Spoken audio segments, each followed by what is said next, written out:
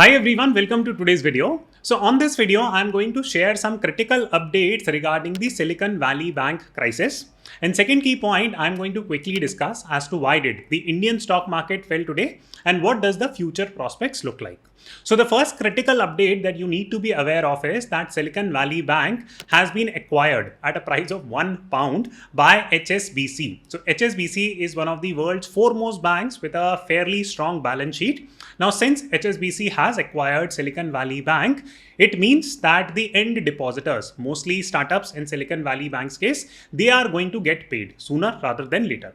So this is first critical issue that has been solved due to HSBC's acquisition. Now comes the natural question that, okay, why did they acquire only at £1? Is it the fair value? This, that. So, okay. So this was almost a defunct asset, which is Silicon Valley Bank. They went under completely. So when HSBC takes over Silicon Valley Bank, they also take with it all the problems that come with it, right? So therefore, the acquisition price has been set at $1.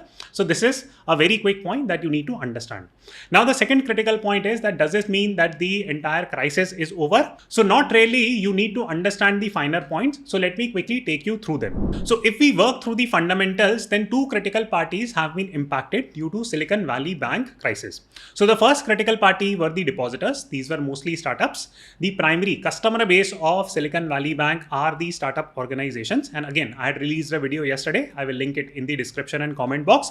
Please watch it. You will understand that critical crisis in very easy to understand terms. So I'm not belaboring that point there. So these startups were impacted because their money as depositors got stuck with Silicon Valley Bank. So for example, you and I are retail customers and we deposit our money in ICICI, Axis Bank, all these different banks. So we are depositing our money, and the first category or the most important category for Silicon Valley Bank from a customer viewpoint were the startups. They had deposited their money. Now with HSBC's acquisition, these parties are somewhat safe. So this is point one that you need to understand. The second party that got impacted due to Silicon Valley Bank crisis were the other banks. So for this, you need to quickly understand how the banking system works. So let me quickly draw out a figure and explain that. So when it comes to banking, it is very commonly seen that banks lend money to one another. For example, Silicon Valley Bank is one important bank in the US, and now there are different layers of banks in the US. For example, there are regional banks, there are large international banks like HSBC, Morgan Stanley, all these are big banks.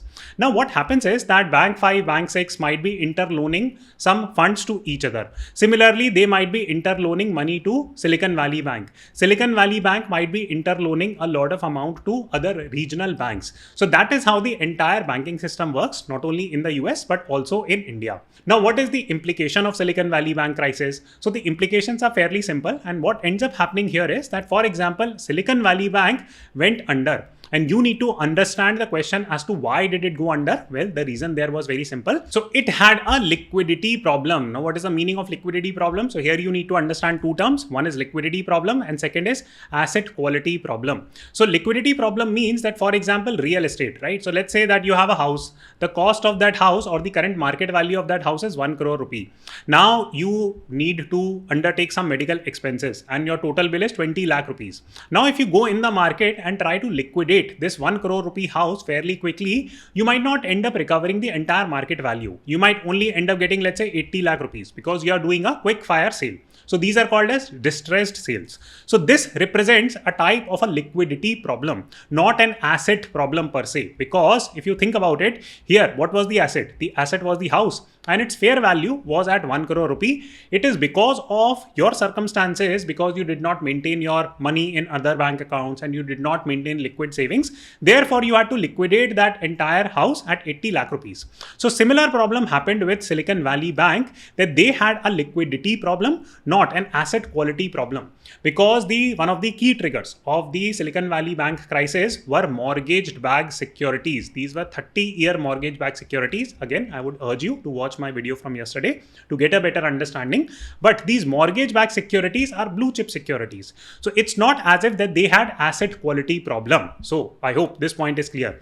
Now, what ends up happening in such situation is that all the parties, credit rating agencies, vagera, they will look or they will start looking at the balance sheet of all these different banks. and especially regional banks, because these are smaller.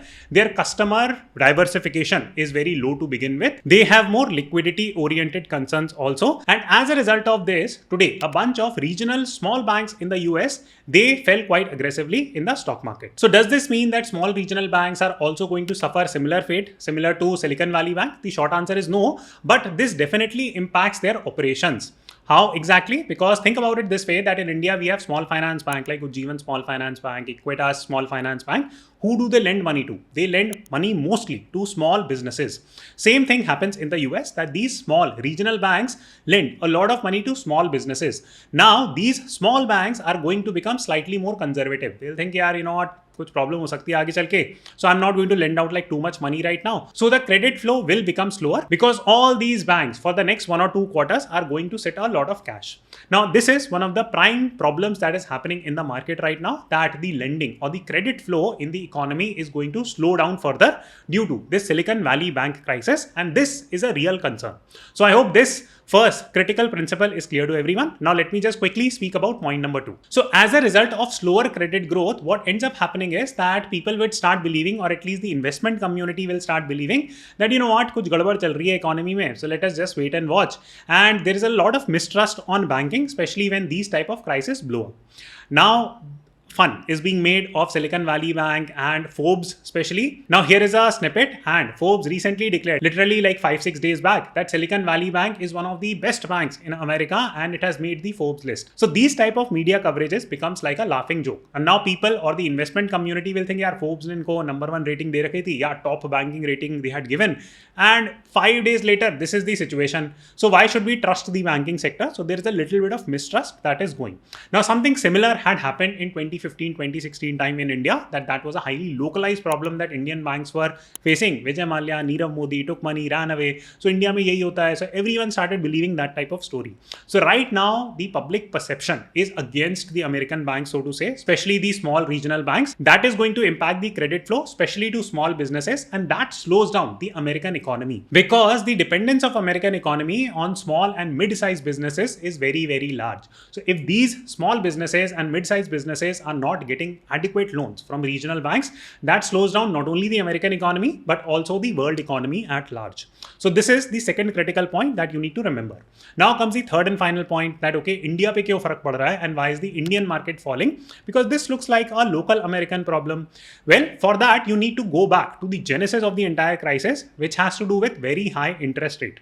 So here is the interest rate chart, and you will see that in India, the interest rates have gone up quite aggressively. In the US, the interest rates have gone up quite aggressively. We are hitting almost 10-12 years high in terms of interest rate. Now, whenever interest rate goes high, it creates problem in the stock market.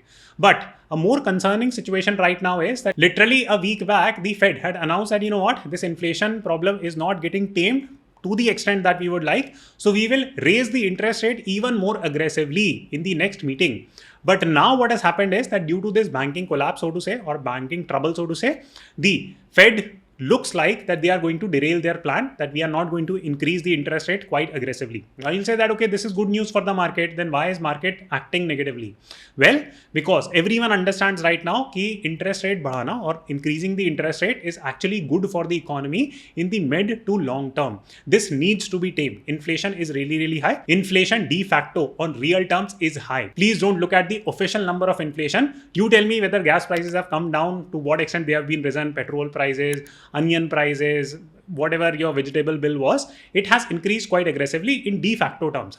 CPI data will show you that 5-6% se bada inflation, या 6% it has gone up by, but that is not the de facto data, how it's impacting people. So cost of living has seriously gone up, and therefore Fed had to do something called as hard landing by increasing the interest rate, but now it looks like that they will hold their plan. So this is creating a little bit of uncertainty, and as a result, mid-term investors in the market are dropping off further, and as a result, the Indian stock market also fell. So this brings me to the final section, that if you're an investor, what you should be doing, what you should be considering. So number one, Silicon Valley banking crisis according to me is over. जिसमें जो होना था हो चुका, right? And with HSBC takeover, it is going to get sorted. No issues there. Number two, the credit flow for small and mid-sized businesses is going to suffer, no doubt about that. That is going to lead to lower exports all across the world, वगैरह वगैरह. Third key thing is that our economy was on recovery. There was no problem there. The world economy was moving in the right direction because hard steps were being taken by central bank. There is a small glitch that has happened, that the interest rate, they should have risen, but they are not. It looks like that they might not rise it. So there is a little bit of uncertainty here. But please remember that I've presented a slightly negative commentary. That does not mean that I'm not optimistic about the market. I'm 100% optimistic about the market. This is not a serious issue. ऐसा नहीं होगा कि the entire market is going to fall by 10, 15, 20%, something like this. It is highly unlikely that this will happen. This entire situation will get curtailed. My opinion here would be that as we get clarity on the interest rate rise or fall, the markets will start behaving in a certain fashion. Right now, people are just stopping and watching, and rightly so. My simple advice to all of you would be that please wait and watch. Do not sell anything. Do not buy anything aggressively in this type of a market. Just wait and study whatever is going to happen next. I hope you enjoyed this conversation. If you did, do press the like button, and I will see you soon.